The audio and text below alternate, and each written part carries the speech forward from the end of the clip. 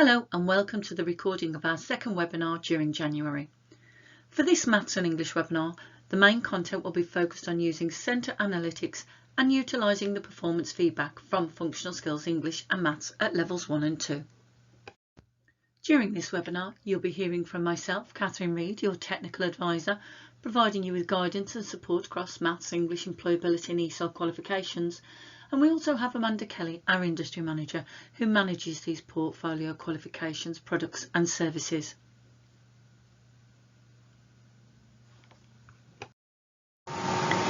In this presentation, we will be focusing on using candidate performance feedback from functional skills exams. We will explain how our various platforms, such as e-volve and Centre Analytics, can help you.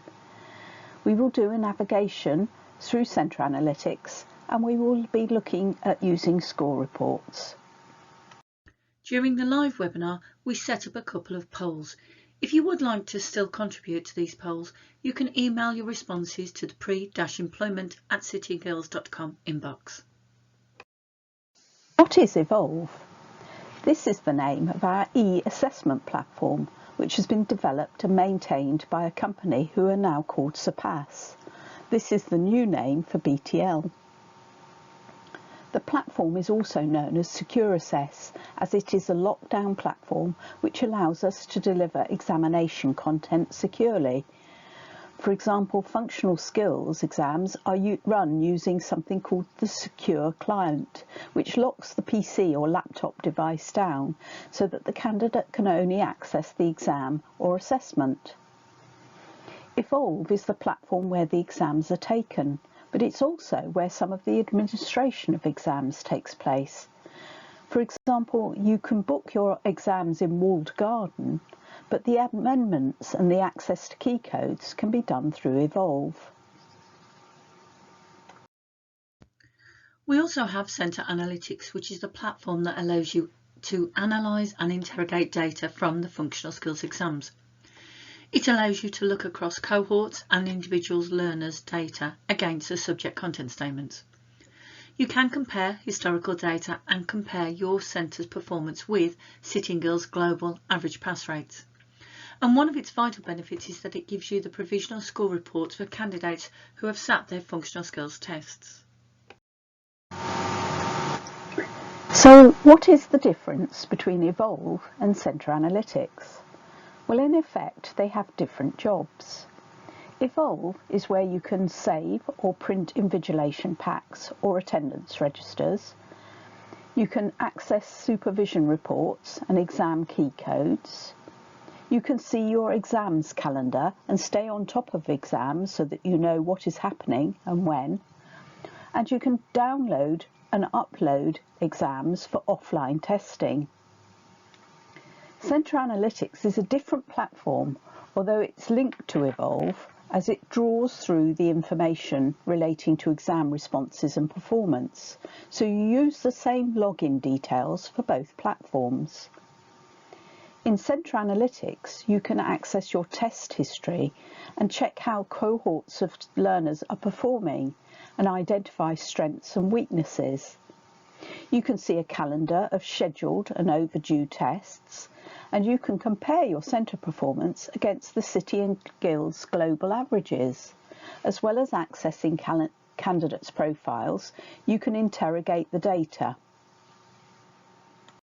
Before we introduce you to the navigation page in Centre Analytics, as mentioned earlier, there may be a number of reasons why you want to use Centre Analytics. For example, looking at performance data. But for this webinar, we are focusing on provisional score reports. So if your learner has passed, they may want to know what areas they did well in or what they didn't do so well on. Or if the learner needs to do a resit, this is where the provisional score reports become invaluable. And it is important that you access them to find out what areas the learner scored low in, so that you can spend some time with them on those areas before entering for a resit. Or even perhaps they may need more time using Open Assess to ensure they know how to use the tools on the Onscreen exam.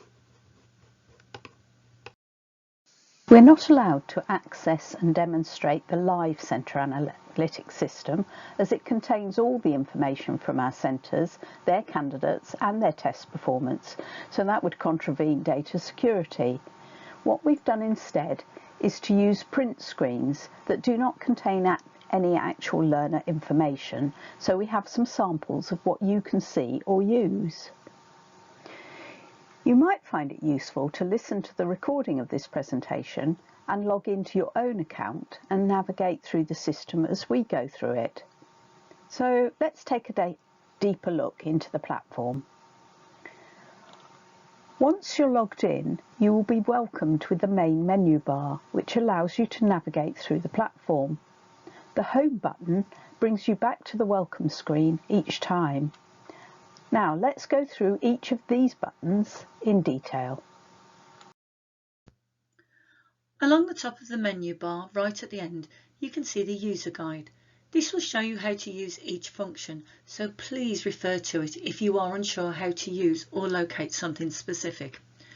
Within the user guide, there is a flowchart demonstrating the key outputs of Centre Analytics. So basically this shows you at a glance how and where to navigate and to locate everything.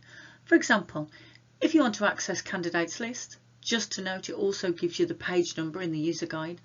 The flowchart shows you how to go from the home page. You can easily navigate to candidates, then onto candidate list. Or if you want to access the attendance registers, you navigate from home to test calendar and then attendance register. Now let's see how that would look in the platform. The first link you can see on the main menu is the test calendar. There you will have a default view showing the status of all the tests currently booked at your centre across all types of qualification. You can search for specific tests using the centre, type of test or candidate information.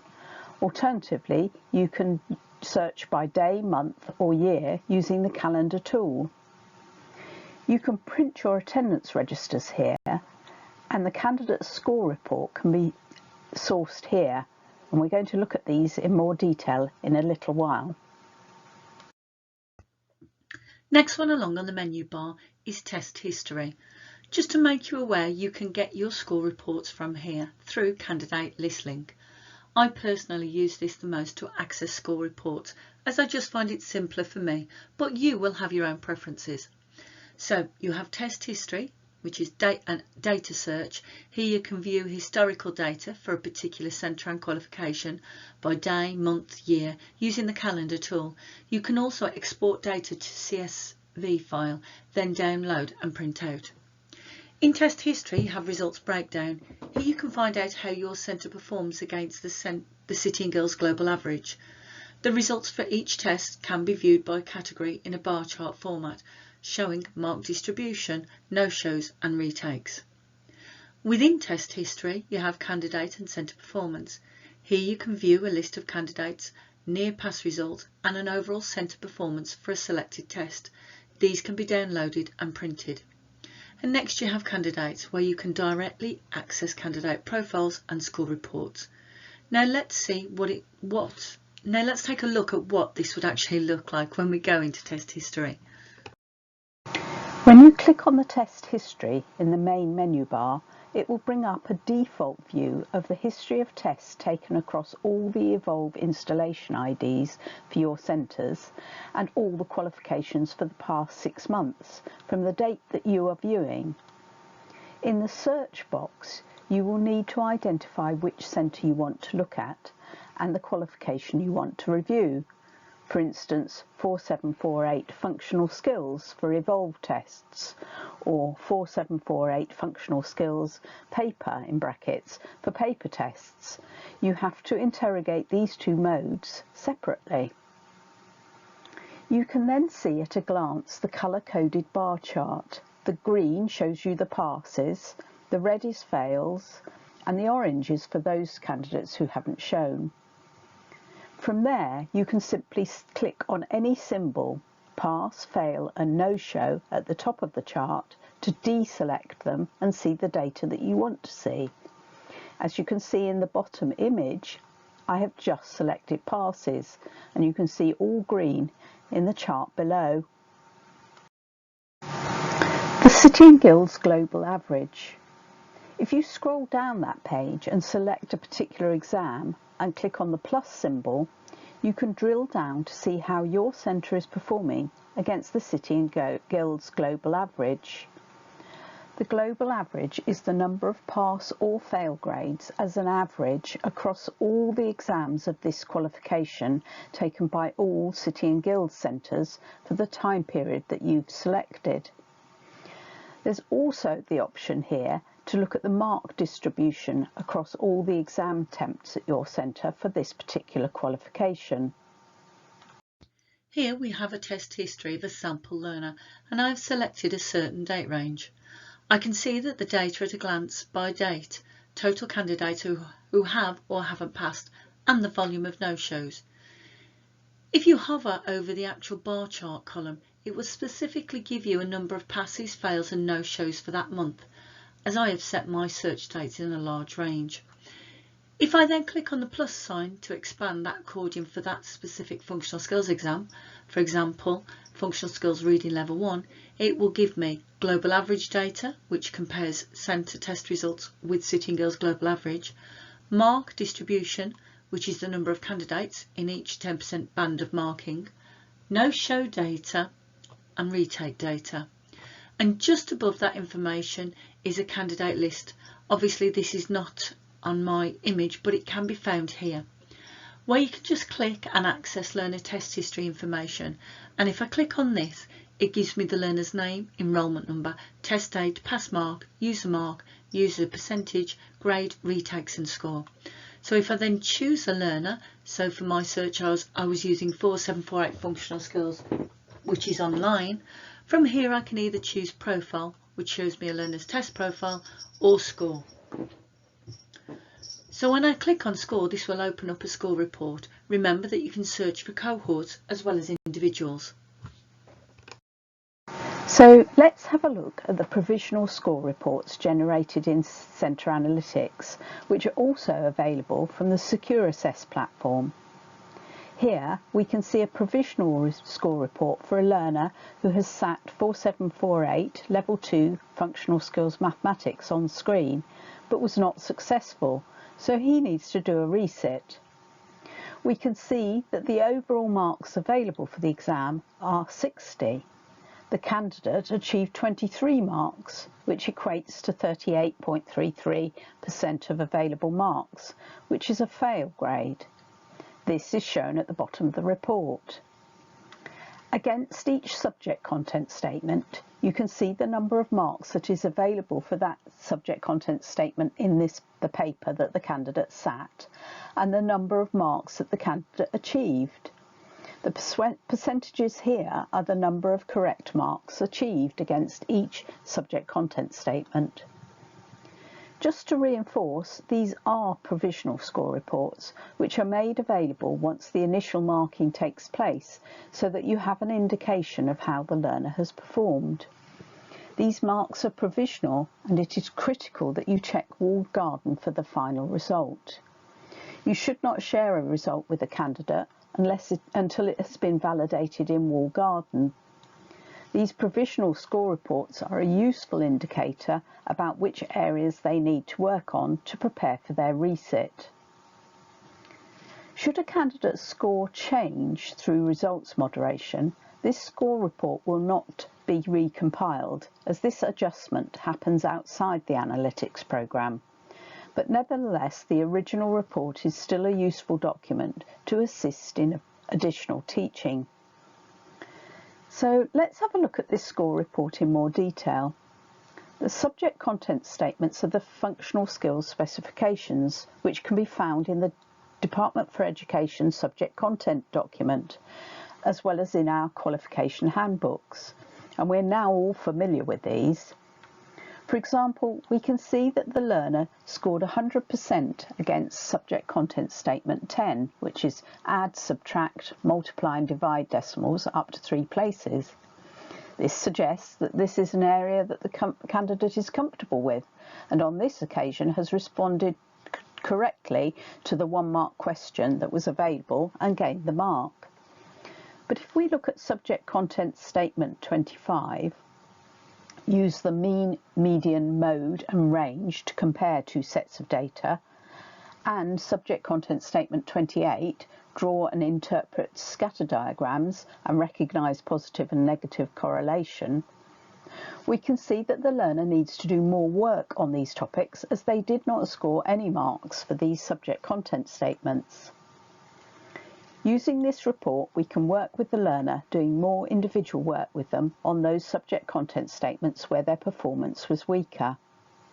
Having a discussion with the candidate so that they share their insights about why they felt they scored low on these topics is also valuable. Here we have a provisional score report for paper exams. The first thing you will notice is that the score report looks different. As you can see, this one has performance codes. This will be the same for English also. This is because paper-based exams are marked in a different platform, and the way that platform works, it restricts us in the way that we can provide performance feedback. These reports are provided in the format of performance codes, which incidentally, codes have always been printed on the notification of results sheet. To accompany these codes, there is a glossary explanation document on our Functional Skills Qualification Documents page that explains what each of these codes means, but Centre Analytics enables these codes to be accessed in an electronic format along with each candidate's actual mark. Looking at this paper score report, we can see this learner needs to resit a Functional Skills Level 1 Mathematics exam. Here we can see at a glance where the learner has scored greater than or less than 50% for certain subject content statements. If you then move to the corresponding performance code for where the learner scored less than 50%, again we are working on the process of finding the subject content statements that we need to recap, overview and check understanding with our learner. By taking a deeper dive into this candidate's report and extracting a couple of subject content statements where the candidate needs to improve, we can see, for example, that performance code SP, which covers subject content statements 8 to 16, which is working with percentages, decimals and fractions, the candidate has scored less than 50% of the available marks. Another performance code to look at on this example is ST, which covers subject content statements 21 to 26, or geometry, area and volume. Again, the candidate scored less than 50% of the available marks, so this is another topic area where they should receive additional teaching before being entered for a resit. To support you, there's a performance codes document where we have mapped all the performance codes for you for paper-based tests, and this can be found on the 4748 qualification page. There's a link on this slide to the document. It can be easy to forget about the guidance for delivery documents when you are in a busy period of delivery or resits for learners, but we just wanted to highlight their importance. The guidance for delivery documents link to the subject content statements, and they also give you an example of what each one might look like in a question format. And a little update here, we also have new updated versions that are going onto the website shortly. If you do not already use our Onscreen exam platform, you will need to obtain access to e-volve Secure Assess. To get started, you need to check all the technical requirements, and we've included links to the requirements and the installation guide on this slide. The next step is to complete the application form, which can be found on the e-volve pages of the website. Again, there's a link here. Having an e-volve account will automatically give your centre access to the Centre Analytics platform. Provided that your role permissions are set at Exams Officer, IT Admin or Invigilator, you will be able to log into Centre Analytics. The tutor role does not contain sufficient permissions to access the Centre Analytics platform.